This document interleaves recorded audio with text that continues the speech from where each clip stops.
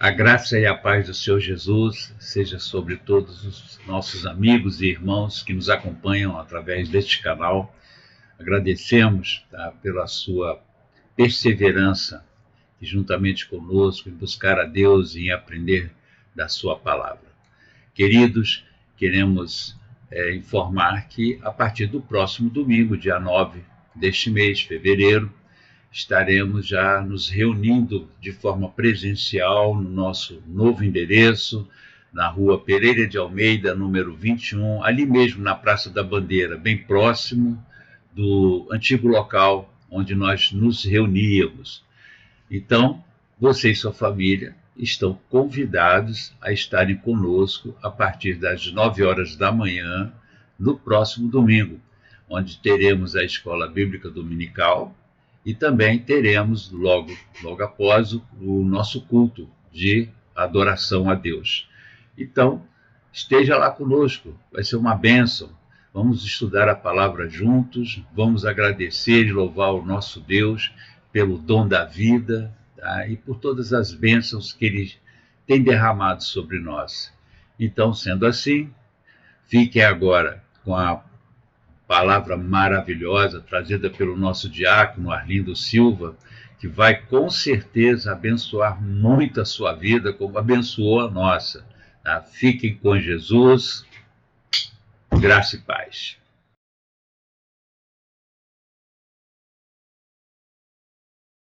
Diz assim a palavra de Deus: Paulo e Timóteo, servos de Jesus Cristo, a todos os santos em Cristo Jesus que estão em Filipos, com os bispos e diáconos.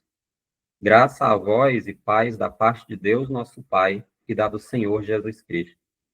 Dou graças ao meu Deus todas as vezes que me lembro de vós, fazendo sempre com alegria oração por vós em todas as minhas súplicas, pela cooperação no Evangelho desde o primeiro dia até agora. Tendo por certo isto mesmo, que aquele que em vós começou a boa obra, a aperfeiçoará até ao dia de Jesus Cristo.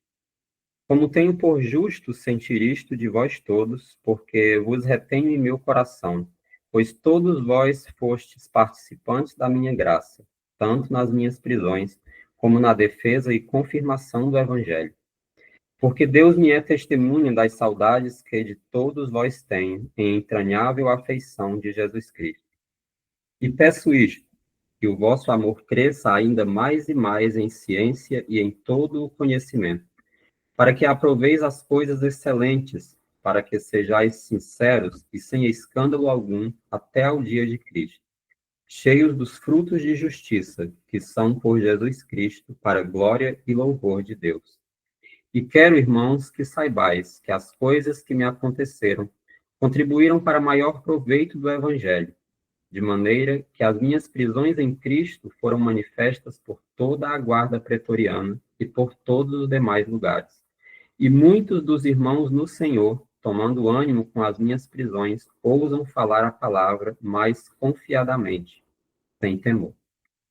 Amém? Irmãos, esses dias, eu estava meditando nesse texto e pensando, como que é maravilhoso, quando na nossa correria diária ali, que todos nós temos, no meio das nossas lutas diárias, quando vem à nossa mente a recordação de familiar, um amigo, um irmão em Cristo, E quando essa recordação nos traz lembranças boas, melhor ainda, Não falo que lembranças boas sejam apenas aquelas lembranças felizes, De comemoração, de festa, Aquelas lembranças que nos trouxeram momentos alegres ali. Mas há certas pessoas que Deus coloca em nossas vidas também no meio das lutas, no meio das dificuldades, E até mesmo esses momentos de dificuldade, eles podem nos trazer lembranças boas desses nossos amados, pela atitude, pelo apoio, pelo comprometimento com a palavra, pelo amor, pela misericórdia também que tiveram conosco. A passagem de Paulo por Filipos, conforme a gente aprendeu quando estávamos estudando o livro de Atos, a gente viu que não foi muito fácil, Apesar de, ali no capítulo 16 de Atos, né, apesar de mostrar ali momentos de alegria, ao vermos que pessoas foram salvas, ao receberem o evangelho da salvação, né? Mas por apresentar Cristo, o Salvador, para essas pessoas, ele e Silas, eles foram presos e foram açoitados. Isso era algo que sucedia em quase todas as cidades em que Paulo passava, né? Isso era comum na caminhada de Paulo. Mas em nenhuma dessas ocasiões a gente vê Paulo se lamentar por essas coisas, né? A gente não vê Paulo se lamentar, dizendo que Deus abandonou ele, a gente não vê ele dizendo que como é que Deus deixa isso acontecer comigo, sendo que eu estou fazendo a obra para a qual ele me chamou, né? A gente não vê Paulo nesse vitimismo, muito pelo contrário. No versículo 25 de Atos 16, a palavra de Deus ela vai falar que depois de eles terem sido açoitados e presos, né, diz que eles estavam ali no cárcere com os pés segurados no tronco, né, e que perto da meia-noite, ele e Silas estavam orando e cantando hinos a Deus, e os outros presos estavam ali ouvindo. E Deus agiu naquele lugar, né, através dessa atitude desses irmãos, da oração deles. E uma família inteira foi salva, né, a família daquele carcereiro. E Paulo e outros tantos irmãos, né, que agiram e ainda continuam a agir no nosso meio dessa forma, em momentos de dificuldades, agem dessa forma não porque são super crentes, né, não porque são pessoas fortes, mas porque Deus, pela infinita graça e misericórdia que ele tem, ele os deu o entendimento e a alegria do cristão, né? O motivo de nós sermos gratos a Deus, de nós louvá-lo e nós adorá-lo. Ela não pode estar em circunstâncias, né? Não pode estar em momentos bons ou ruins da nossa vida. Ela tem que estar em Jesus. No versículo 3 aqui do nosso texto base, Filipenses, capítulo 1, versículo 3, Paulo, ele fala que ele dá graças a Deus todas as vezes que ele se lembra daqueles irmãos de Filipos, né? Ele se enchia de alegria, o coração dele exultava de alegria. E pelo que ele se alegrava, né? Como que ele demonstrava essa gratidão a Deus? Apresentando-os ao Pai em oração. Essa era uma forma de Paulo agradecer a Deus a lembrança que ele tinha daqueles irmãos. E quantas vezes a gente se lembra de um irmão ou irmã, familiar ou um amigo, enfim, quem quer que seja, e o máximo que a gente faz é passar uma mensagem no WhatsApp e uma figurinha, né? Ou, de repente, uma conversa rápida perguntando como a pessoa está. Não que isso não faça diferença, porque sim, isso pode realmente fazer uma diferença grande no dia daquela pessoa. Mas poucas vezes a gente tem o hábito de apresentar essa pessoa em oração diante de Deus, né? Não é por acaso, a gente tem que saber que não é por acaso que Deus nos permitiu lembrar daquela pessoa que, às vezes, tem anos com quem a gente não fala. E nós devemos, né, apresentar essas pessoas em oração diante de Deus. E orarmos pela salvação daqueles que ainda não são salvos, né, e pelo fortalecimento na fé daqueles que já caminham com Jesus, mas que nós sabemos que nós todos precisamos, né, a cada dia, estarmos sendo fortalecidos. Nós temos as nossas reuniões de oração há alguns anos, né? Já tem alguns anos que toda semana nós fazemos reunião de oração. Temos uma lista considerável ali de casos em que nós apresentamos a Deus semanalmente nas nossas reuniões. Mas eu confesso aos irmãos que por muitos dos casos ali, eu mesmo não orava constantemente durante a semana. Eu tinha o hábito de orar na reunião de oração e esporadicamente algum outro dia, pela maioria desses casos, irmão. Mas Deus, ele me despertou há alguns meses em relação a isso, né? Que a minha responsabilidade como membro desse corpo, né? De que eu preciso clamar por cada um desses irmãos também, não apenas no dia do culto de oração, porque aquele irmão que está enfermo, ele não precisa de oração só na quinta-feira durante o culto. Os pastores, eles não precisam de oração só na quinta-feira, no dia do culto, né? Ou, de repente, pensar que, não, o pastor já tem tanta intimidade com Deus que ele nem precisa de oração, né? Imagine só. Mas o que nós precisamos, irmãos, é perseverar em orar, em entregar essas situações diante de Deus. E como nós costumamos orar, né, por nossas próprias causas, aquilo que a gente tem na nossa vida, que a gente pede a Deus, a gente também precisa interceder uns pelos outros. O versículo 19, aqui do capítulo 1, Paulo ele vai dizer que ele se regozija pelas orações dos irmãos e pelo socorro do Espírito Santo sobre a vida dele. Nenhum de nós é super crente, né? Nem mesmo Paulo, que a gente sabe as experiências que ele teve. Por isso, nós precisamos orar uns pelos outros, principalmente pelos nossos pastores, né? Nós sabemos o tamanho da responsabilidade que cada um dos pastores tem.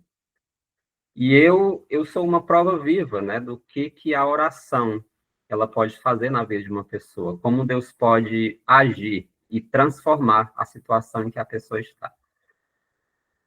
No versículo 3, né, Paulo ele vai dizer que dá graças a Deus todas as vezes que lembro de vós. E oro por vocês, porque são cooperadores do Evangelho. Desde que receberam o Evangelho, têm sido firmes e constantes. Mas mesmo assim, mesmo aqueles irmãos estando firmes, perseverando, ele continua a orar por aqueles irmãos. Por quê? Para que eles permaneçam nessa condição. Para que as lutas e perseguições que eles estavam enfrentando não os deixasse desanimar. E para que Deus aperfeiçoasse a cada dia a obra que ele tinha começado na vida daqueles irmãos. Nós não caminhamos apenas pela força, não é? Se fosse assim, nós não iríamos muito longe. A gente caminha pela misericórdia de Deus. Mas, apesar das lutas que aqueles irmãos estavam enfrentando em Filipos, por terem crido em Jesus e por continuarem a anunciar a palavra, eu quero atentar com os irmãos para qual que era o foco principal aqui, o que Paulo pedia por aqueles irmãos, né? Qual que era a oração de Paulo por eles. Não era para que a perseguição acabasse em Filipos, não era para que as dificuldades deles acabassem, desaparecessem, né? Não que isso seja errado, irmão, a gente apresentar essas situações diante de Deus. Há algumas semanas nós aprendemos também em uma meditação de quinta-feira que a gente tem que apresentar todas essas situações daquilo que traz inquietação ao nosso coração diante de Deus. Ele está atento a tudo, né? As mínimas coisas da nossa vida. Em Filipenses 4:6, como a gente viu, ele fala, não estejais inquietos por coisa alguma, antes as vossas petições sejam em tudo conhecidas diante de Deus pela oração e súplicas, com ações de graça. Mas nos versículos 9 a 11, a gente vê o que Paulo pede a esses irmãos, né? Ele vai falar, peço que o vosso amor cresça ainda mais e mais em ciência e em todo o conhecimento, para que aproveis as coisas excelentes, para que sejais sinceros e sem escândalo algum, até ao dia de Cristo, cheios dos frutos de justiça que são por Jesus Cristo, para a glória e louvor de Deus. Paulo ora para que o amor do cristão, ele cresça a cada dia no conhecimento de Deus. Para que quando esses momentos difíceis chegarem, porque não é se, é quando, né, que eles vão chegar na vida da gente, uma hora ou outra, a gente não fique nessa situação de Deus me abandonou, Deus não me ama, será que Deus não está vendo a minha situação? Eu não estou dizendo com isso que a gente não vai sofrer, a gente vai sim. A gente vai chorar, certamente nós vamos sofrer mesmo. Mas, apesar disso, a nossa esperança ela vai permanecer firme. Porque nós conhecemos o Deus ao qual nós servimos. E nós sabemos que aquilo ali vai ser algo passageiro. E aquilo vai nos trazer paz com Deus. Mas, além de conhecerem a Deus, ele ora para que eles vivam de acordo com a sua palavra, né? Porque ele fala para que eles possam ser cheios dos frutos de justiça. e que eles possam também ser sinceros e sem escândalo algum até ao dia de Cristo, como ele fala no versículo 10. Só um minutinho aqui. E ele fala para que eles possam viver de acordo com os preceitos estabelecidos na palavra de Deus, né? Para que nós possamos andar da forma como se deve andar aquele que diz que serve a Deus. Pois aqueles que estão ali à nossa volta, eles estão a nos observar. No versículo 11, ele pede para que eles sejam cheios dos frutos de justiça, que são por Jesus Cristo, para a glória e louvor de Deus. Aliás, essa também era a oração de Paulo pelos Colossenses. Em Colossenses, no capítulo 1, versículos de 9 a 10, que é o livro seguinte, Paulo ele vai dizer, por esta razão, depois de ele saber da fé daqueles irmãos de Colossos, ele vai dizer, nós também, desde os dias em que o ouvimos, não cessamos de orar por vós e de pedir que sejais cheios do conhecimento da sua vontade e em toda a sabedoria e inteligência espiritual, para que possais andar dignamente diante do Senhor, agradando-lhe em tudo, frutificando em toda a boa obra e crescendo no conhecimento de Deus. Nós, que antes fazíamos parte de uma oliveira brava, como está escrito em Romanos 11, fomos enxertados em uma oliveira boa. Então, nós temos que dar frutos de acordo com essa oliveira boa, né? Para que o nome de Deus ele venha a ser glorificado através de nós. Paulo ele também pedia aos irmãos que orassem por ele, irmão. A oração que Paulo pede aos irmãos em suas epístolas não é para que ele não seja mais preso, né, que ele vivia preso em cadeias, não é para que ele não seja mais perseguido. Em Colossenses, ainda, no capítulo 4, versículos 2 e 3, a gente vê que Paulo exorta aqueles irmãos a eles perseverarem em oração, velando nela com ações de graças.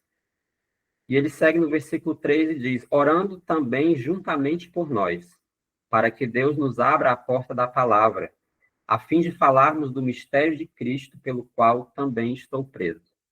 Em Efésios, no livro anterior a Filipenses, capítulo 6, versículos 18 a 20, ele fala para aqueles irmãos, depois de eles terem se preparado para a batalha, né, enquanto eles estavam ali vestindo a armadura, ele fala, orando em todo o tempo, com toda a oração e súplica no Espírito, e vigiando nisto com toda a perseverança e súplica por todos os santos. E por mim, para que me seja dada no abrir da minha boca a palavra com confiança, para fazer notório o mistério do Evangelho. Claro que às vezes Deus nos chama, né, para além de nós orarmos, nós também agirmos. Nós aprendemos isso na semana passada, na pregação que o pastor Reginaldo nos trouxe. Oração, ela é o quê? Você orar, mas também você agir. Mas mesmo que ajudemos de outra forma, né, financeira ou como for, a oração ela tem que ser o principal. Porque é através da oração que Deus vai realmente mudar a história das pessoas, a vida das pessoas. Mas, além dessa nossa responsabilidade pela oração, eu também quero atentar aqui para mais uma coisa, no meio da dificuldade. Tem um ditado que fala que Deus não dá ponto sem nó, né? Deus ele não faz uma coisa sem propósito. Deus ele não faz algo no impulso, né? Uma coisa mal feita. Ele tem um propósito em tudo que ele faz. Sei que em muitos momentos é difícil a gente ver ali, mas a gente só precisa confiar que ele está no controle de todas as coisas. E a grande parte de nós, irmãos, quando acontece alguma coisa na nossa vida, né, que pode nos trazer luta, nos fazer sofrer, às vezes a gente tem o hábito de atribuir isso à ação do inimigo, né? Pois, querendo ou não, ainda tem muito no meio da igreja aquele pensamento de que, né, se você está passando por alguma dificuldade, alguma luta, é porque você está em pecado. Isso ainda existe muito no meio da igreja. Se você for fiel, né, Deus vai te levar ali por um caminhozinho aplainado, ali com a grama bem cortadinha, né, tudo só, todo arborizado para nem o sol te castigar. Aí, quando você leva a primeira topada, Tá vendo só? Isso aí é o inimigo que está querendo atrapalhar o que Deus tem na minha vida, está querendo me derrubar, né? Mas Jesus, ele nunca disse que a nossa caminhada seria assim, que ela seria um maravilhoso passeio no parque. Ele prometeu um consolador. Apesar de não ser fácil a nossa caminhada, ele nos prometeu um consolador que vai nos orientar, né, que vai nos dar paz, que vai nos trazer conforto e descanso nele, nos momentos difíceis. Em Mateus 10, a partir do versículo 16 em diante, quando Deus ele envia os 12, né, ele fala: Eis que eu vos envio como ovelhas ao meio dos lobos. Vocês serão entregues aos sinédrios, serão açoitados, serão odiados por causa do meu nome. A vida de Paulo também, ela não foi um cruzeiro de férias pela Europa, né? Não foi muito fácil a vida de Paulo. Muitas coisas aconteceram na vida dele desde que o Senhor o chamou para anunciar o evangelho. Aqui nos versículos de 12 a 14 de Filipenses, capítulo 1, que nós lemos, o nosso texto base, ele fala para esses irmãos que, apesar de tudo aquilo que ele tinha passado, né, apesar de todas as lutas que ele tinha enfrentado, ele fala, ele tinha paz, né, e ele fala aqui a partir do versículo 12: E eu quero, irmãos, que saibais que as coisas que me aconteceram contribuíram para maior proveito do evangelho, de maneira que as minhas prisões em Cristo foram manifestas por toda a guarda pretoriana e por todos os demais lugares. E muitos dos irmãos no Senhor, tomando ânimo com as minhas prisões, ousam falar a palavra mais confiadamente, sem temor. Esse homem fala: descansem, irmãos. Fiquem, não se entristeçam por essas coisas que eu estou passando. Né? Pois isso que eu passei, e ainda passo, porque Paulo, quando ele escreveu essa carta aos Filipenses, ele estava preso em Roma, contribuíram para que a palavra de Deus ela possa avançar mais e mais. E isso, além de Deus ter permitido que eu levasse a palavra dele a outras pessoas, ainda tem despertado os irmãos, que agora ousam falar a palavra mais confiadamente, sem medo. Eles têm sido fortalecidos e encorajados por isso que eles têm visto em mim. Filipenses ela é conhecida como a carta da alegria. Nesta carta, Paulo fala por diversas vezes sobre alegria, gozo, regozijo, gratidão, né? E esse era o estado em que ele vivia, apesar da dificuldade em que ele passava. Aos nossos olhos, a situação de Paulo ela era terrível, né? Muitos de nós provavelmente não aguentaríamos. Mas isso deve nos levar a pensar, irmãos, que apesar da situação em que ele vivia, a forma como ele encarava aquela situação dele e a forma como nós encaramos as lutas da nossa vida. E nós nos questionarmos nesses momentos, né? O que eu tenho pedido a Deus? Pelo que eu costumo agradecer a Deus? Será que eu sou uma pessoa alegre? Será que eu sou uma pessoa grata a Deus por aquilo que eu tenho, seja bom ou não, né? Porque às vezes Deus nos dá coisas ruins na nossa vida, mas é com um propósito. Não que Deus tenha nos dado uma coisa ruim, né? A Bíblia fala que Deus, ele jamais vai nos dar uma coisa ruim. Para nós pode parecer algo ruim, mas Deus sabe que aquilo não é para nos fazer mal.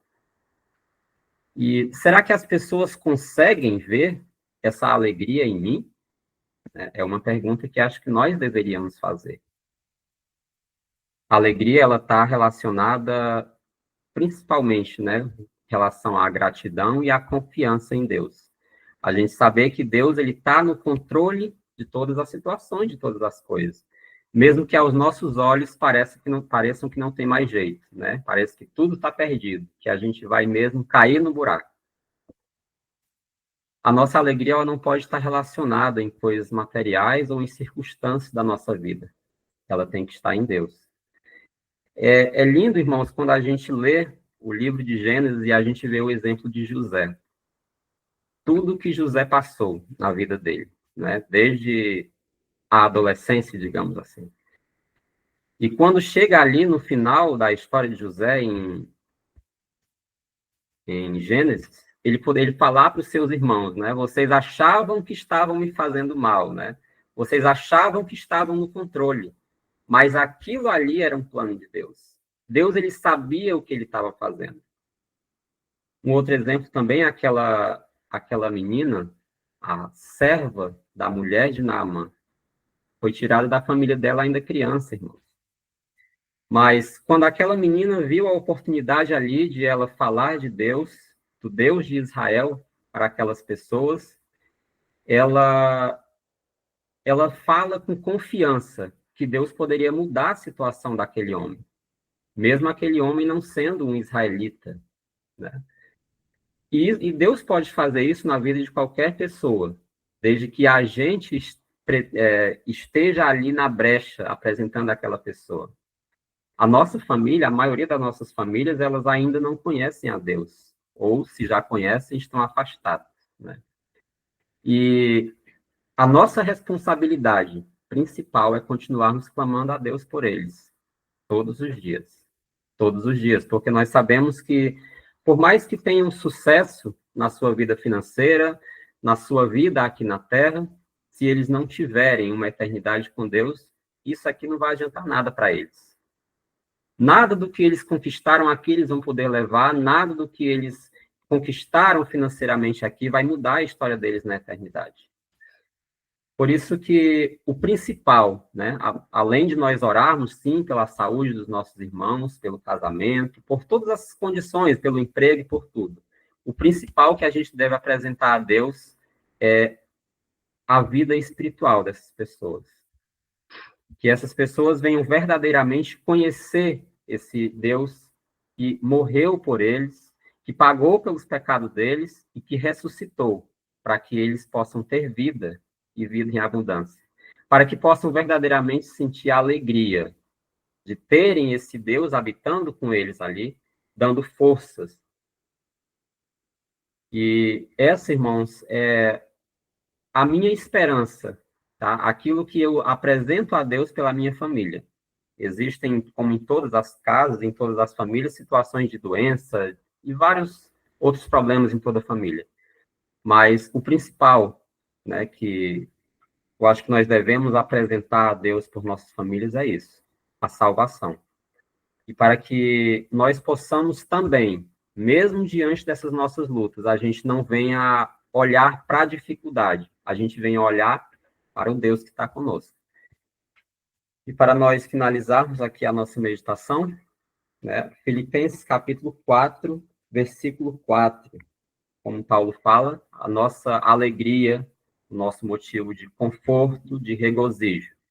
Ele não pode jamais estar nas situações da nossa vida e nesses momentos em que a gente tem. Ele tem que estar no Senhor.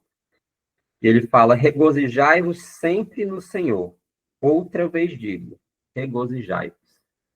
Para que a gente possa conseguir mostrar para as pessoas, irmãos, que o motivo de nós estarmos alegres, o motivo de nós sermos felizes, apesar das dificuldades, é porque nós temos a Deus.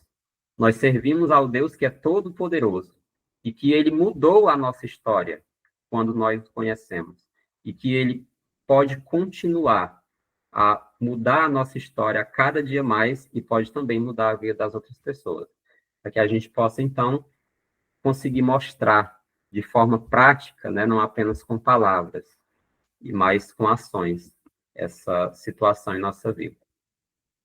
Essa é a nossa meditação de hoje, irmãos, aquilo que Deus me deu para compartilhar com vocês. Amém?